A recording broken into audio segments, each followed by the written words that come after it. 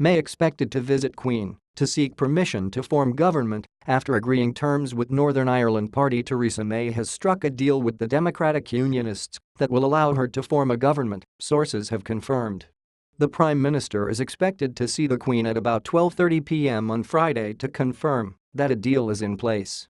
It follows extensive talks with the DUP late into the night. Party figures say they have been driven on Friday morning by their dismay at the possibility of Jeremy Corbyn becoming Prime Minister. DUP figures insist their relationship with May's team has been close since she became Prime Minister 11 months ago. A DUP source said, "We want there to be a government. We have worked well with May. The alternative is intolerable. For as long as Corbyn leads Labour, we will ensure years of Tory PM." There has been no decision as yet on whether there will be a formal coalition between the Conservatives and the DUP, or if they will operate on a confidence and supply arrangement whereby the Unionists would support a minority government on vital matters in return for some of their policies being enacted. There is no absolute majority, so no danger from the combined opposition, a source said. It has been reported that the two parties do not believe it necessary to enter a formal coalition to govern. The DUP's price for propping up a new Tory government will include a promise that there would be no post-Brexit special status for Northern Ireland, the party's leader in Westminster has confirmed.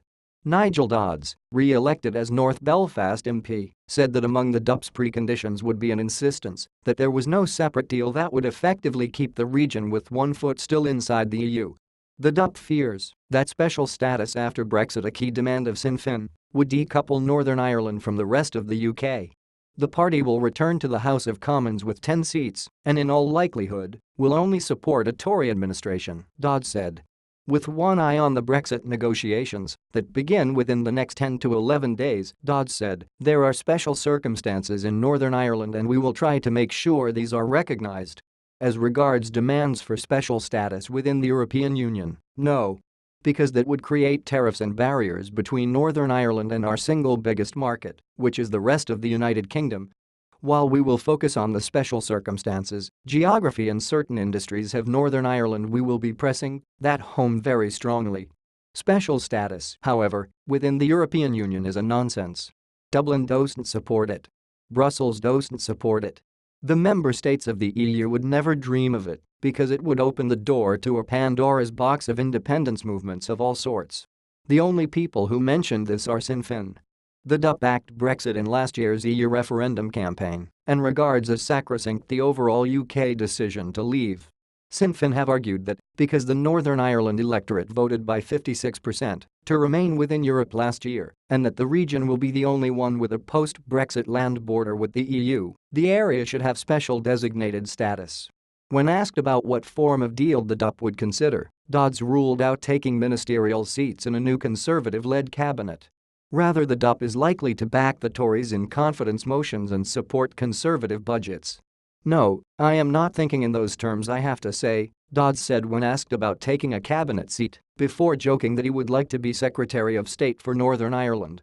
The North Belfast MP said that under no circumstances would the DUP support any alternative coalition led by Jeremy Corbyn given what Dodds called the Labour leader's record of being pro-Irish Republican in the past. Sinn Féin were the other major winners in the local general election battle, winning 7 seats and effectively wiping out their nationalist rivals the SDLP, who lost all 3 of their Westminster seats. However, Corbyn will be unable to rely on the support of the 7 Sinn Féin MPs as the party will continue its historic policy of boycotting Westminster. Late on Thursday night, Gerry Adams, the Sinn Féin president, said his MPs would not be going to the House of Commons. A senior Sinn Féin spokesman later told The Guardian there wasn't a snowball's chance in hell of the party ditching its abstentionism regarding Westminster.